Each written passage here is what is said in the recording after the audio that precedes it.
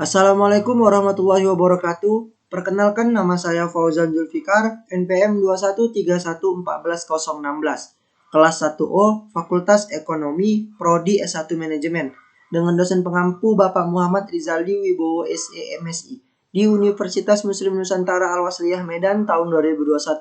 Di video kali ini saya akan menjelaskan tata cara membuat laporan keuangan. Langsung saja kita masuk ke laporan keuangan sederhana, yaitu adalah penjelasan singkat dari saya mengenai laporan keuangan. Dalam akuntansi, produk akhir yang dihasilkan berupa laporan keuangan. Laporan keuangan adalah hasil proses akuntansi yang digunakan sebagai alat mengomunikasikan data keuangan atau aktivitas perusahaan kepada pihak-pihak yang berkepentingan. Laporan keuangan berfungsi sebagai alat informasi untuk menghubungkan perusahaan dengan pihak berkepentingan yang menunjukkan kondisi kesehatan keuangan dan kinerja perusahaan yang ditulis oleh Harry tahun 2014. Selanjutnya kita masuk ke laporan laba atau rugi.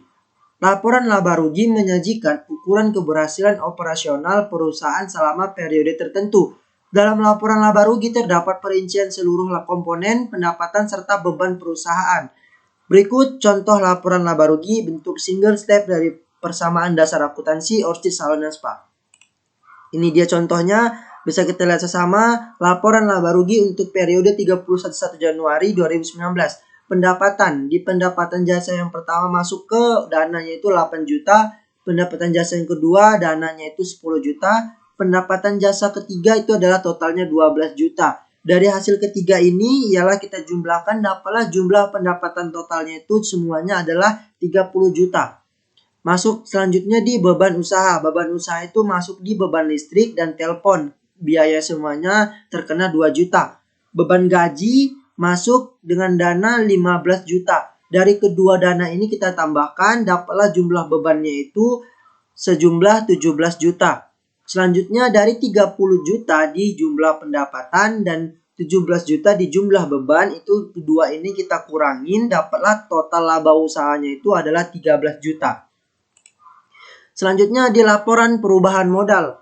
Laporan perubahan modal menyajikan perubahan modal yang digunakan untuk membiayai kegiatan usaha perusahaan selama satu periode akuntansi. Berikut contoh laporan perusahaan modal dari Orsted Salon dan Spa. Di sini bisa kita lihat laporan perubahan modal untuk periode 31 Januari 2019. Modal di tanggal 1 Januari 2019 itu biayanya dapat dana 150 juta. Itu di tanggal 1 Januari modalnya. Maksudnya ke laba bersih. Masuk ke laba bersih itu total yang jumlah yang sebelumnya itu adalah 13 juta. Privnya itu adalah pengambilannya itu 4 juta. Masuk ke tambahan modal. Tambahan modal itu 9 juta. Kemudian modal per tanggal 31 Januari 2019 itu adalah 159 juta. Dari kedua ini kita jumlahkan dengan modal 1 Januari adalah 150 juta. Di tambahan modal 9 juta. Kedua ini kita tambahkan, dapatlah modal di tanggal 31 Januari itu ialah 159 juta. Selanjutnya masuk ke neraca.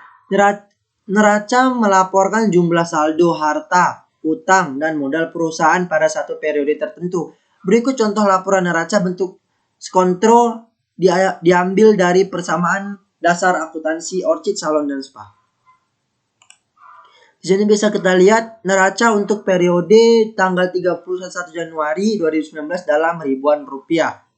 Di sini bisa kita lihat adalah harta. Harta masuk ke harta lancar itu di kas. Totalnya adalah 92.000, piutang usaha totalnya 4.000, perlengkapan biayanya adalah 12.000, sewa dibayar di muka terkena 35.000.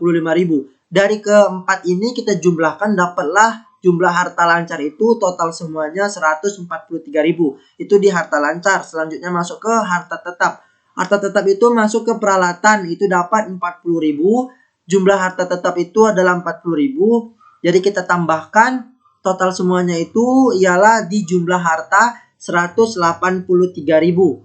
Itu di harta, maksudnya masuk ke utang dan modal. Selanjutnya di utang lancar, di utang usaha.